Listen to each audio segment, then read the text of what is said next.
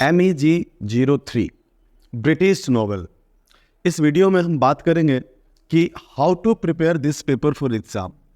इस पेपर का एग्ज़ाम के लिए कैसे तैयारी करेंगे, और दूसरा जो हमारा कंटेंट होगा इस वीडियो का वो होगा most important question for exam, coming exam. जो एग्ज़ाम आ रहा है उसका इम्पॉर्टेंट क्वेश्चन क्या है जो तैयार कर लेने से एग्ज़ाम क्लियर हो जाएगा।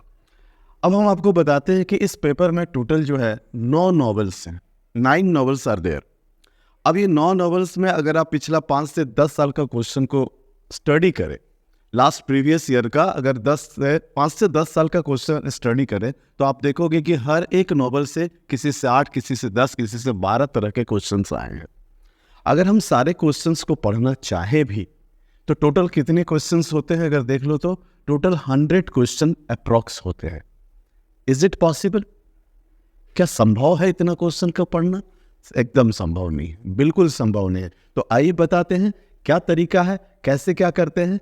तो मैं बताता हूं कि ये जो 9 नॉवेल्स हैं, इस नॉवेल्स में किस किस नॉवेल से क्या क्या क्वेश्चंस आते हैं, क्या क्या क्वेश्चंस इंपॉर्टेंट है एक्चुअली, और कौन कौन सा नॉवेल पढ़ना है, कितने नॉवेल पढ़ना है, ये सब बात करेंगे। तो छात्रों देखते हैं कि किस किस नॉवेल से क्या क्या क्वेश्चन इंपॉर्टेंट है। तो फर्स्ट ऑफ ऑल जो पहला नॉवेल है हम लोग का टॉम जॉन हेनरी फील्डिंग का, और इस नॉवेल से मेरे हिसाब से 5 क्वेश्चन जरूर पढ़ के जाना चाहिए इस दिसंबर के एग्जाम के लिए। तो पहला क्वेश्चन है आपका द थीम ऑफ मैरिज, या marriage a socially arranged institution titled in favour of man. क्या मतलब वो मैरिज का थीम आप पढ़ लो कि बुक में दिया हुआ है, या फिर एक कोटेशन दिया है कि मैरिज जो होता है एक सोशली अरेंज्ड इंस्टीट्यूशन होता है, एक संस्था होता है, और जिस पर जो मैन का फेवर होता है, मैन का टाइटलमेंट होता है, मतलब अधिकार होता है, मतलब पुरुष लोग अपने हिसाब से मैरिज को ऑर्गेनाइज किए हैं। तो पूरा मटेरियल है, आप इसको पढ़ लीजिए। और दूसरा जो क्वेश्चन है, Fielding does not make any attempt to individualize his characters in Tom Jones. Tom Jones novel में फील्डिंग ने थोड़ा भी प्रयास नहीं किया है कि एक कैरेक्टर को इंडिविजुअल बनाए, ठीक है, उसको एक कॉमन कैरेक्टर की तरह, या फिर यूं बोले कि पूरे सोसाइटी को रिप्रेजेंट करने वाला कैरेक्टर की तरह प्रेजेंट किया है। तो ये बहुत अच्छा कमेंट है और इस पे क्वेश्चन करने आता है। और दूसरा जो है, आप तीसरा क्वेश्चन जो है वो है डिवीजन ऑफ लाइफ। ये तो बहुत इंपॉर्टेंट क्वेश्चन है इन segment country, road and city, और ये भी आपकी बुक में दिया हुआ है, और अकॉर्डिंग टू बुक लिखिएगा तो ज़्यादा अच्छा रहेगा। उसके बाद चौथा क्वेश्चन होगा comic characters with suitable example. जो इस नॉवल में जो भी कॉमिक कैरेक्टर, देखिए नॉवल में कॉमिक कैरेक्टर होते ही हैं, नहीं तो फिर मज़ा कहाँ से आएगा। तो कॉमिक कैरेक्टर्स जो हैं उसको सुटेबल एग्जाम्पल के साथ आपको लिखना है। और पांचवा क्वेश्चन होगा Fielding realistically mirrors the 18th century society. सच में, आप ये देखिए क्वेश्चन है, क्या सच में फील्डिंग मिरर करता है, मैंने रिप्रेजेंट करता है 18th सेंचुरी सोसाइटी को, या एक फॉल्स है, फिक्शन है, क्या है, रियलिटी है, नहीं है, इस पर आपको डिस्कस करना है, ठीक है। अब आते हैं दूसरा नॉवल जो है हमारा pride and prejudice, Jain Austin का। तो जैन ऑस्टिन का ये जो है, इसमें से हम 4 क्वेश्चन आपको इंपॉर्टेंट बता रहे हैं इस दिसंबर के एग्जाम के लिए। और वो क्या है, various character justify the title. जो जितने भी कैरेक्टर हैं, देखिए इसमें 2 ही पॉइंट है, प्राइड और प्रेजुडिस। कुछ कैरेक्टर प्राइड को शो करते हैं, कुछ लोग प्रेजुडिस को शो करते हैं। तो इस तरह से आपको कौन सा कैरेक्टर किसको सूट करता है उसके हिसाब से डिटेल करते हुए टाइटल को डिस्कस करना है, ठीक है। जैसे कि प्राइड के तौर पे अगर लीजिएगा तो आपका डार्सी है, प्रेजुडिस के तौर पे लीजिएगा तो एलिजाबेथ है। तो इस तरह से सारा कैरेक्टर आ जाएगा। उसके बाद ऐसा पढ़ने से कैरेक्टर भी आप कर सकते हैं। और एक क्वेश्चन है क्या, distinguishing features of any 4 male characters.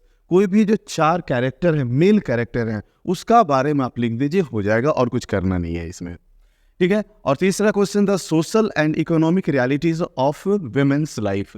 औरतों के जीवन का जो रियलिटी है, सोशल कैसा उसका अधिकार है, नहीं है, इकोनॉमिकली कैसी वीक है, कमज़ोर है, बहुत अच्छी है, जो हो, ठीक है, इस नॉवल में जो दिखाया गया उसको आपको लिखना है। और 4 नंबर और लास्ट क्वेश्चन होगा the novel successfully represent a world of domestic and social comedy.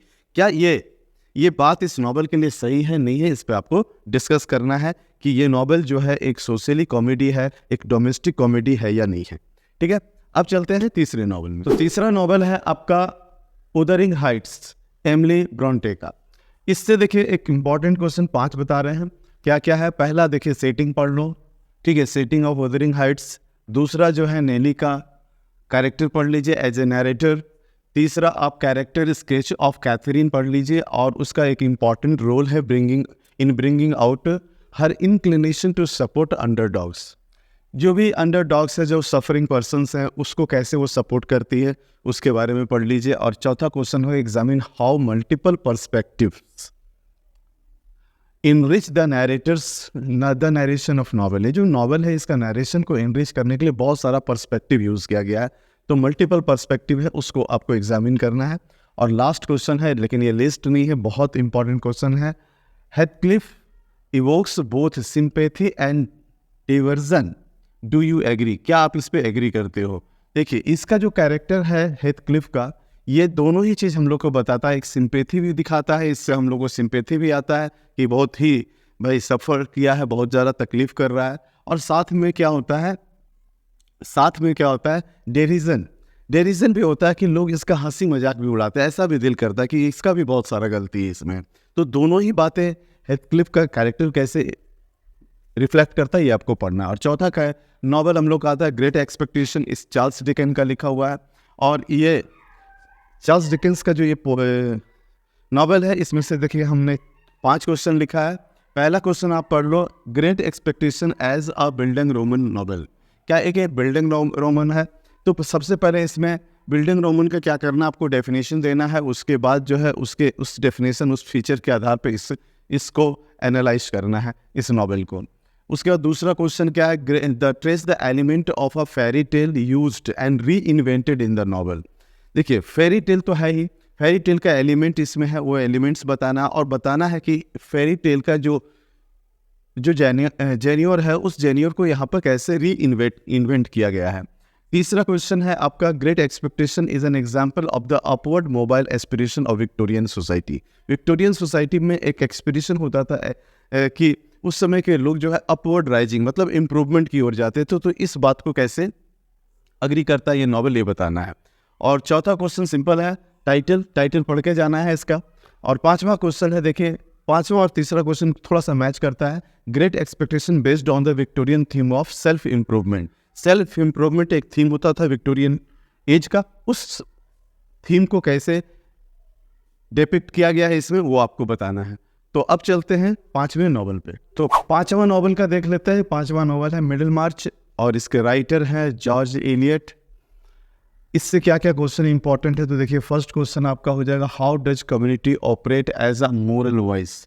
जो कम्युनिटी होता है वो एक मोरल वॉइस की तरह कैसे ऑपरेट करता है, कैसे काम करता है, ये बताना है, ये question important. Main theme with characters, ये भी आ सकता है। तीसरा question, how role of Dorothea and Lydgate और डोरोथिया के जो कैरेक्टर हैं वो आपस में चेंज हो जाते हैं जैसे जैसे नॉवल डेवलप होता है। ये भी क्वेश्चन इंपॉर्टेंट है आपके दिसंबर एग्जाम के लिए। और उसके बाद देखिए, how George Eliot employs a polyphony of voice to depict the provincial realities. जो वहाँ का प्रोविंशियल प्रांतीय रियलिटीज है उसको दिखाने के लिए, उसके वॉइस को डेपिक्ट करने के लिए कैसे पोलीफोनी ऑफ वॉइसेस का यूज़ करती है, मतलब कि बहुत तरह के आवाज़ों का, बहुत तरह के विचारों को एम्प्लॉय कर देती है अपने नॉवल में, इसको आपको बताना है। ये क्वेश्चन इंपॉर्टेंट है। और now question number 5, George Eliot is actually conscious of her role. ये अपने रोल के तौर पे बहुत कॉन्शियस है क्योंकि वो नॉवल लिखते समय एज अ हिस्टोरियन, एक हिस्टोरियन की तरह, वो सोसाइटी के हिस्टोरियन की तरह उसने इस नॉवल को लिखा है। तो इस पर आपको कमेंट करना है। अब चलते हैं छठे नॉवल की ओर, Heart of Darkness Conrad Joseph का लिखा हुआ है। और ये इस नॉवल से आपका जो इंपॉर्टेंट क्वेश्चन होता है, पहला सिंबॉलिक सिग्निफिकेंस ऑफ टाइटल बहुत इंपॉर्टेंट है, ये जरूर करके जाइएगा। उसके बाद द स्ट्रक्चर ऑफ नॉवल, ये भी मोस्ट इंपॉर्टेंट क्वेश्चन है, ठीक है। और इसमें एक चीज़ ध्यान रखिएगा, ये क्वेश्चन का स्वरूप को चेंज कर सकता है, जैसे कि फ्रेम नैरेटिव बोल के दे सकता है, story with in story they सकता है, जो भी हो इसका स्ट्रक्चर आपको लिखना है, सब एक ही बात है। और थर्ड क्वेश्चन देते हैं, do you agree that Africa is a place of negativity. Africa एक नेगेटिविटी का प्लेस है, क्या इस बात से आप एग्री करते हैं, as shown in the novel, जैसा कि नॉवल में दिखाया गया है। अब यहाँ पर जो है चिनुआ एचेबे का व्यूज़ आता है, ये भी जो है बहुत ज़रूरी है, इसको भी इसमें इंक्लूड करके बताना। कभी कभी ये इंक्लूड करने के लिए बोलता है, कभी ना भी बोले तो इंक्लूड करना है। अच्छा, अब देखिए क्या है 4 number question, the point of view of the protagonist and the light it's throws on the title.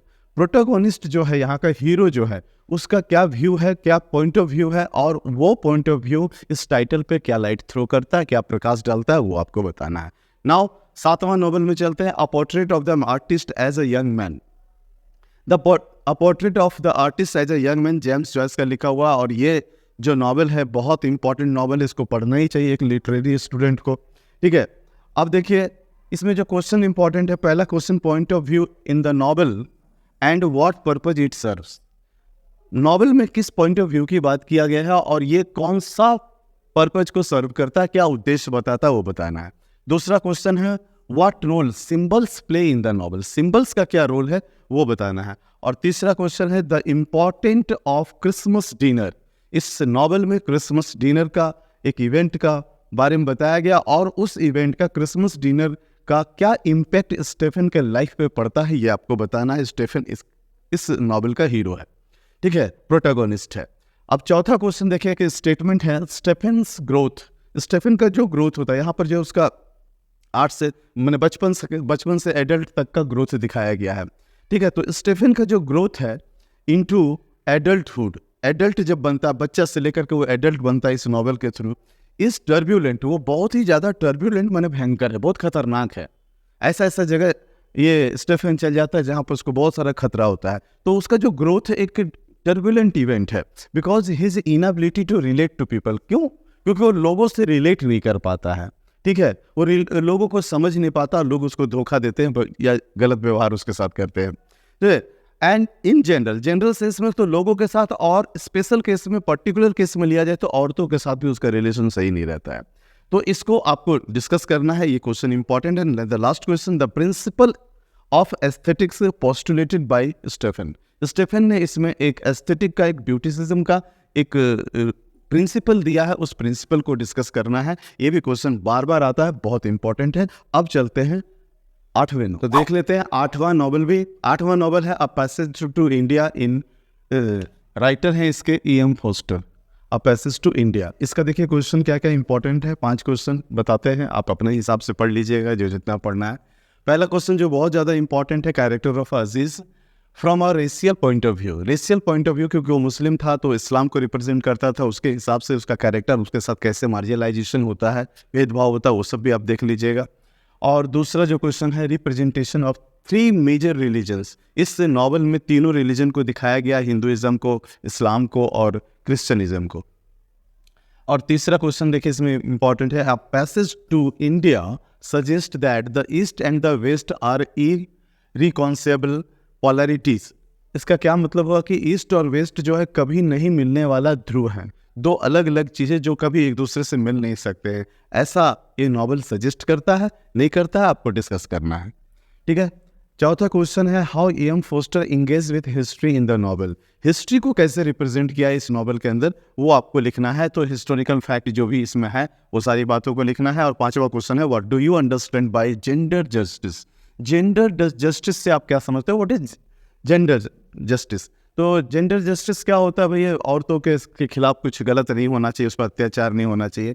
और ये जस्टिस को कैसे डिनाई किया गया है मिसेस मूर के लिए और एडेला के लिए नॉवल में, इसको आपको दिखाना है। ये दोनों क्रिश्चियन रहती है, तो इन दोनों को कैसे ये औरतों का हक नहीं मिलता है, अधिकार नहीं मिलता, ये बताना है।